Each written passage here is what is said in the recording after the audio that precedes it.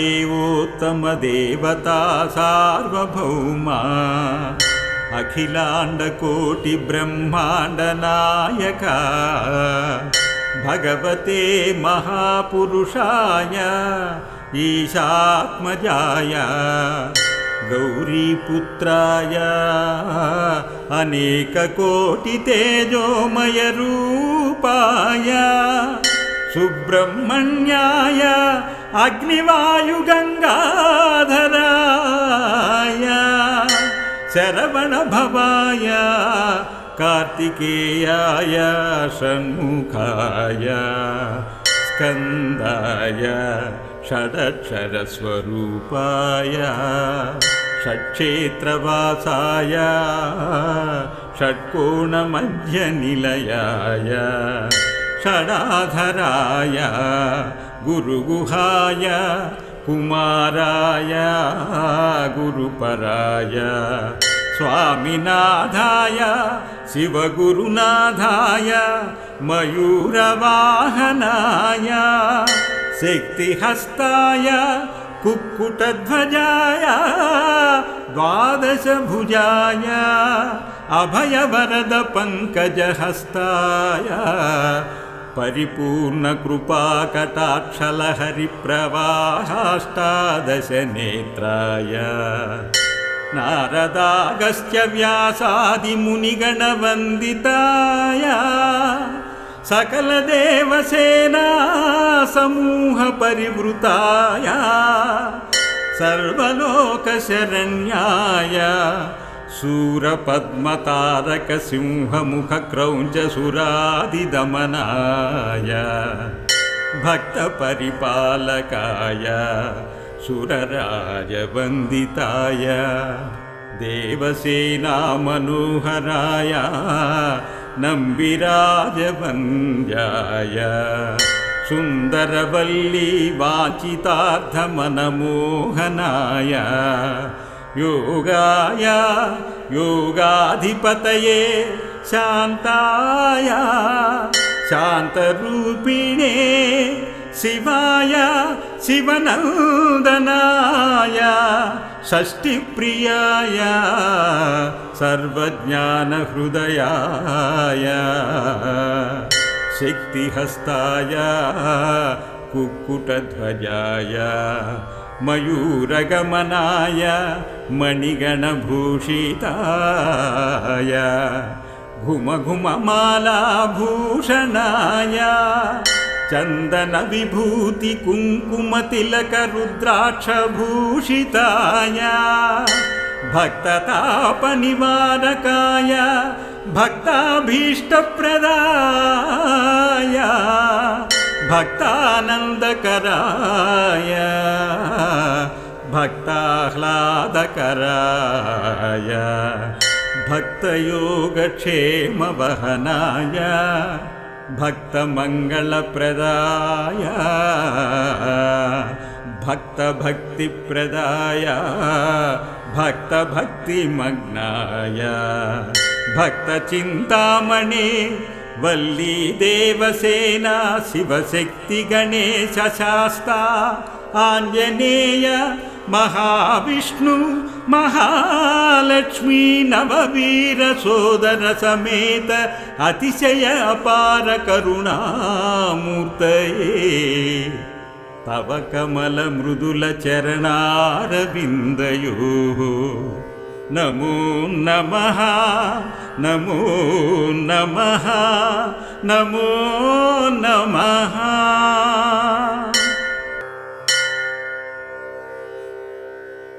ॐ देवदेवोत्तम देवता सार्वभौमा अखिलाण्डकोटि ब्रह्माण्ड नायका भगवते महापुरुषाय ईशात्मजाय गौरीपुत्राय अनेककोटि तेजोमय रूपाय सुब्रह्मण्याय अग्निवायुगंगाधराय शरवणभवाय कार्तिकेयाय षण्मुखाय स्कन्दाय षडक्षरस्वरूपाय षट्क्षेत्रवासाय षट्कोणमध्यनिलयाय षडाधराय गुरुगुहाय कुमाराय गुरुपराय स्वामिनाथाय शिवगुरुनाथाय मयूरवाहनाय शक्तिहस्ताय कुक्कुटध्वजाय द्वादशभुजाय अभयवरद पंकजहस्ताय परिपूर्णकृपाकटाक्षलहरिप्रवाहाष्टादशनेत्राय नारदागस्त्य व्यासादिमुनिगणवन्दिताय सकलदेवसेना समूहपरिवृताय सर्वलोकशरण्याय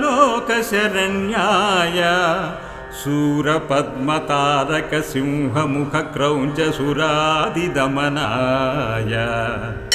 भक्तपरिपालकाय सुरराजवन्दिताय देवसेनामनोहराय नम्बिराजवन्द्याय सुन्दरवल्ली वाचितार्थमनमोहनाय योगाय योगाधिपतये शान्ताय शान्तरूपिणे शिवाय शिवनन्दनाय षष्टिप्रियाय सर्वज्ञानहृदयाय शक्तिहस्ताय कुक्कुटध्वजाय मयूरगमनाय मणिगणभूषिताय घुमघुममालाभूषणाय चन्दनविभूति कुङ्कुमतिलकरुद्राक्षभूषिताय भक्ततापनिवारकाय भक्ताभीष्टप्रदाय भक्तानन्दकराय भक्ताह्लादकराय भक्तयोगक्षेमवहनाय भक्तमङ्गलप्रदाय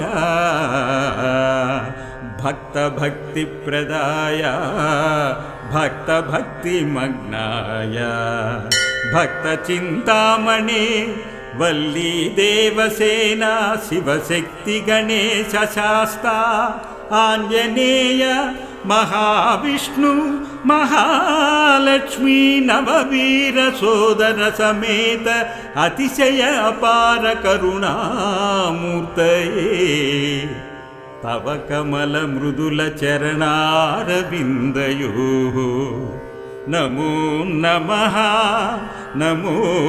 नमः नमो नमः।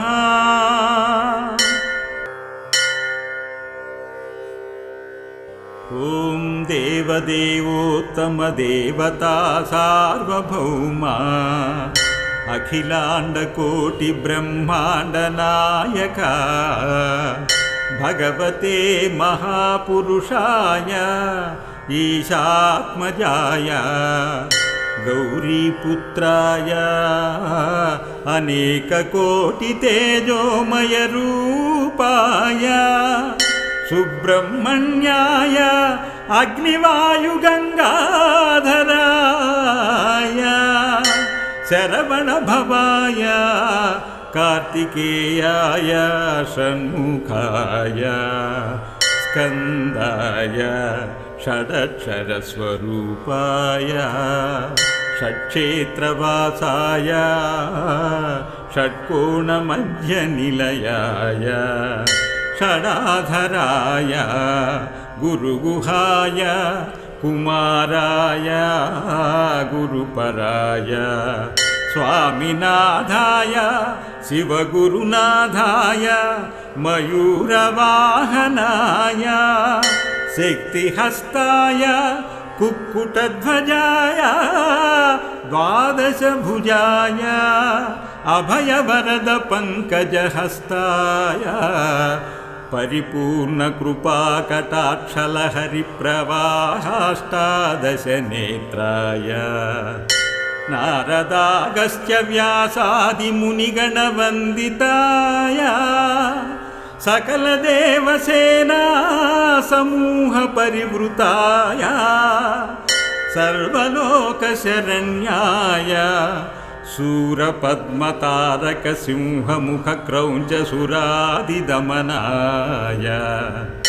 भक्तपरिपालकाय सुरराजवन्दिताय देवसेनामनोहराय नम्बिराजवन्द्याय सुन्दरवल्ली वाचितार्थमनमोहनाय योगाय योगाधिपतये शान्ताय शान्तरूपिणे शिवाय शिवनन्दनाय षष्टिप्रियाय सर्वज्ञानहृदयाय शक्तिहस्ताय कुक्कुटध्वजाय मयूरगमनाय मणिगणभूषिताय घुमघुममालाभूषणाय चन्दनविभूतिकुङ्कुमतिलकरुद्राक्षभूषिताय भक्ततापनिवारकाय भक्ताभीष्टप्रदाय भक्तानन्दकराय भक्ताह्लादकराय भक्तयोगक्षेमवहनाय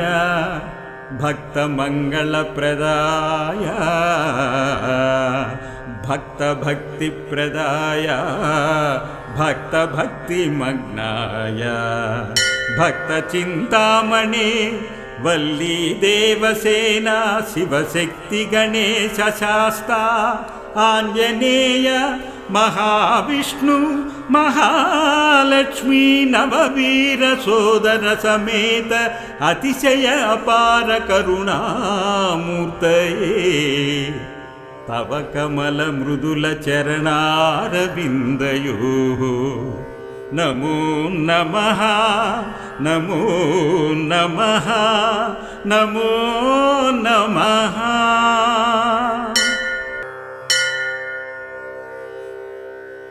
ॐ देवदेवोत्तमदेवता सार्वभौमा अखिलाण्डकोटिब्रह्माण्डनायका भगवते महापुरुषाय ईशात्मजाय गौरीपुत्राय अनेककोटितेजोमयरूपाय सुब्रह्मण्याय अग्निवायुगङ्गाधराय शरवणभवाय कार्तिकेयाय षण्मुखाय स्कन्दाय षडक्षरस्वरूपाय षट्क्षेत्रवासाय षट्कोणमध्यनिलयाय षडाधराय गुरुगुहाय कुमाराय गुरुपराय स्वामिनाथाय शिवगुरुनाथाय मयूरवाहनाय शक्तिहस्ताय कुक्कुटध्वजाय द्वादशभुजाय अभयवरद पङ्कजहस्ताय परिपूर्णकृपाकटाक्षलहरिप्रवाहाष्टादशनेत्राय नारदागस्त्य व्यासादिमुनिगणवन्दिताय सकलदेवसेना समूहपरिवृताय सर्वलोकशरण्याय शूरपद्मतारकसिंहमुखक्रौञ्चसुरादिदमनाय भक्तपरिपालकाय सुरराजवन्दिताय देवसेनामनोहराय नम्बिराजवन्द्याय सुन्दरवल्ली वाचितार्थमनमोहनाय योगाय योगाधिपतये शान्ताय शान्तरूपिणे शिवाय शिवनन्दनाय षष्टिप्रियाय सर्वज्ञानहृदयाय शक्तिहस्ताय कुक्कुटध्वजाय मयूरगमनाय मणिगणभूषिताय घुमघुममालाभूषणाय चन्दनविभूति कुङ्कुमतिलकरुद्राक्षभूषिताय भक्ततापनिवारकाय भक्ताभीष्टप्रदाय भक्तानन्दकराय भक्ताह्लादकराय भक्तयोगक्षेमवहनाय भक्तमङ्गलप्रदाय भक्तभक्तिप्रदाय भक्तभक्तिमग्नाय भक्तचिन्तामणे वल्ली देवसेना शिवशक्तिगणेशशास्ता आञ्जनेय महाविष्णु महालक्ष्मी नववीरसोदर समेत अतिशय अपार करुणामूर्तये तव कमलमृदुलचरणारविन्दयोः नमो नमः नमो नमः नमो नमः।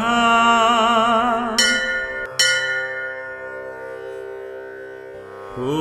देवदेवोत्तमदेवता सार्वभौमा अखिलाण्डकोटिब्रह्माण्डनायका भगवते महापुरुषाय ईशात्मजाय गौरीपुत्राय अनेककोटितेजोमयरूपाय सुब्रह्मण्याय अग्निवायुगङ्गाधराय शरवणभवाय कार्तिकेयाय षण्मुखाय स्कन्दाय षडक्षरस्वरूपाय षट्क्षेत्रवासाय षट्कोणमध्यनिलयाय षडाधराय गुरुगुहाय कुमाराय गुरुपराय स्वामिनाथाय शिवगुरुनाथाय मयूरवाहनाय शक्तिहस्ताय कुक्कुटध्वजाय द्वादशभुजाय अभयवरद पंकजहस्ताय परिपूर्णकृपाकटाक्षलहरिप्रवाहाष्टादशनेत्राय